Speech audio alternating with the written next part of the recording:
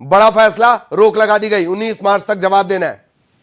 नहीं, बिल्कुल। देखिए, जिस तरीके से हमने देखा कि देश भर में जो है वो डिफरेंट जगह से जो स्टेक होल्डर हैं उनका इस मसले पर विरोध हो रहा था। हालांकि आपको बता दूं कि सरकार ने भी इस पर सफाई दी थी कि किसी भी धर्म के लोगों को इस पर नुकसान नहीं होगा, समानता का अधिकार है, जैसा पहले था वैसा ही रहेगा। अब सुप्रीम कोर्ट का इस तरह की टिप्पणी वाकई ये कह सकते हैं कि जिस तरह से सवाल खड़े हो रहे थे, अब इसके बाद ये सवाल खड़ा होना बंद होगा और फिर आगे जिस तरह से यूजीसी ने रेगुलेशन बनाए तो उस पर भी रिकंसीडर करना होगा कि क्या क्या चीजें हैं। क्योंकि देखिए, कमिटी जो बनी थी, कमिटी का कहना है, जो सूत्रों के हवाले से खबर है, कई कमिटी मेंबर्स भी कहना है कि जो रेगुलेशन में फाइनल यूजीसी का जो ड्राफ्ट आया वो और जो रिकमेंडेशन किया गया था उसमें बहुत अंतर है। हालांकि एक कह सकते हैं कि एक पतली सी लकीर है, अगर कुछ चीजें उसमें डाली जाएगी तो शायद उस पर विवाद खत्म हो जाएगा। तो अब सुप्रीम कोर्ट का डिसीजन बड़ा कह सकते हैं।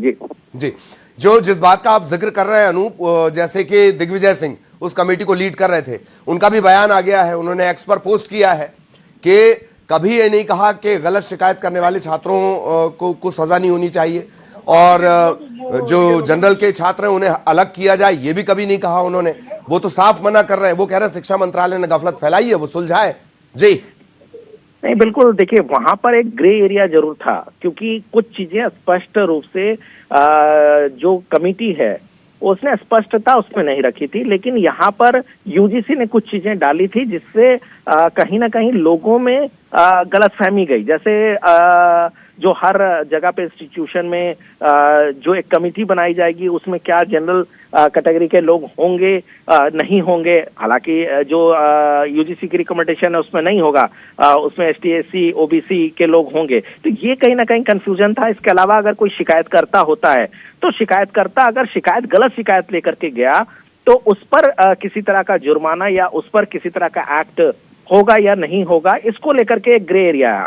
दोनों बातों में कहीं ना कहीं जो कमिटी थी, जो दिग्विजय सिंह की अध्यक्षता में जो कमिटी थी, उनका कहना है कि इस पर कहीं भी हमने इस तरह का कोई रोक नहीं लगाया था। चाहे वो कमिटी में जनरल कैटेगरी के लोग रहेंगे कि नहीं रहेंगे, उस पर किसी तरह की बात नहीं कही गई थी।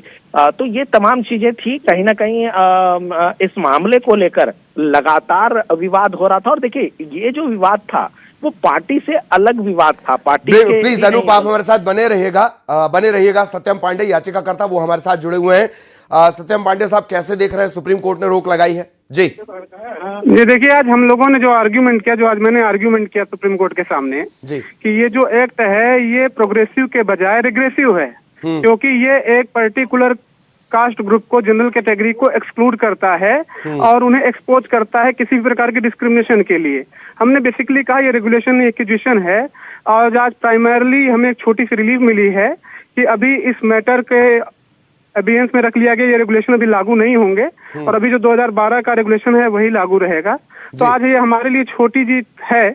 हम इसमें जो है अब और विस्तृत तरीके से पूरा सर्वे करके कि किस तरीके से जनरल कैटेगरी के बच्चों के साथ अन्याय और अत्याचार हो रहा है, अपनी बात को पूरी मजबूत तरीके से रखेंगे, ताकि जो एक इमेजिनरी और एक जो मनगढ़ंत इनकी एक इमेज गढ़ी जा रही है कि जनरल कैटेगरी के लोग कास्टिस्ट होते हैं, इस पे रोक लगाई जाए। और जो जनरल कैटेगरी के लोगों के अगेंस्ट एट्रोसिटीज होती हैं, कभी नारे लगाए दिए जाते हैं तिलक तराजू और तलवार इनको मारे जूते चार, कभी किसी विश्वविद्यालय के दीवालों पे लिख दिया जाता है ब्राह्मणवाद बनियावाद मुर्दाबाद। हम मांग करेंगे कि ऐसे लोग, ऐसे एलिमेंट जो ब्राह्मणवाद मुर्दाबाद कहें, जो ब्राह्मण बनिया मुर्दाबाद कहें, जो किसी भी तरीके, और कहीं ना कहीं ये दर्शाया जा रहा था कि जनरल कास्ट ही सिर्फ जो है वो टारगेट करती है और कास्ट को, उसको लेकर बहुत चिंता व्यक्त की है। और कहीं ना कहीं जो डिवाइड करने की बात, समानता की हमारा संविधान बात करता है, लेकिन ये रूल रेगुलेशन जो है वो कहीं ना कहीं विद्यार्थियों को डिवाइड करने का जो मामला है उसमें सामने आ रहा है। और ये सीजीआई ने बिल्कुल साफ साफ माना कि रूल रेगुलेशन में कमी है और इसको सोचना और देखना पड़ेगा। इसी को लेकर उन्होंने कहा, एक सजेशन भी आया है कि एक कमेटी गठित की जाए और उस कमेटी के अंदर जो लीगल एमनी है, जो लोग एकेडमिक्स के हैं, कानूनी जानकार है, उन सबको रखा जाए और दोबारा दोबारा से इसके बारे में फ्रेम करने के बारे में सोचा जाए। साथ साथ इसको स्टे कर दिया गया है। अब मार्च 2019 की जो है वो तारीख दी गई है। कमेटी में सर कौन कौन लोग होंगे, इसके बारे में क्या टिप्पणी की गई है? अभी जो सजेशन आया था उस सजेशन में लीगल एक्सपर्ट्स की बात की गई है, एकेडमिक्स की बात की गई है, सामाजिक जानकार जो है उनकी बात की गई है, पर अभी फॉर्मेशन को लेकर कोई साफ बात नहीं की गई है। लेकिन सजेशन आया तो आगे देखना होगा। सर सीजीआई की तरफ से सख्त टिप्पणी की गई है। टिप्पणी इस बात को लिखी की गई कि जो हालात अमेरिका में है, गोरों और कालों के बीच में उनके लिए अलग व्यवस्था है, वो स्थिति यहाँ पर पैदा नहीं हो कि आजादी के 75 साल के बाद भी हम इस स्थिति में। बिल्कुल जस्टिस बागची की तरफ से ये बात आई थी और बिल्कुल उन्होंने बिल्कुल सही कहा जो हम लोगों ने बोला भी था कि भाई अगर इस तरीके के रूल रेगुलेशन जो कि 3C की हम बात करते हैं, अगर इस तरीके के रूल रेगुलेशन बनाए जाते हैं तो कहीं ना कहीं एक पर्टिकुलर कास्ट को टारगेट किया जाए, जिसको जर्नल कास्ट हम लोग कहते हैं। और उनको टारगेट करने का मतलब ये है कि कहीं ना कहीं आप बंटवारे की राजनीति कर रहे हैं। और 77 साल के बाद अगर इस तरीके के रूल रेगुलेशन बनाए जाएंगे हमारे देश में, वो कहीं ना कहीं जो हमारा संविधान कहता है एकजुट रहने की बात, उसको कहीं ना कहीं आप उससे अलग जा रहे हैं। अगली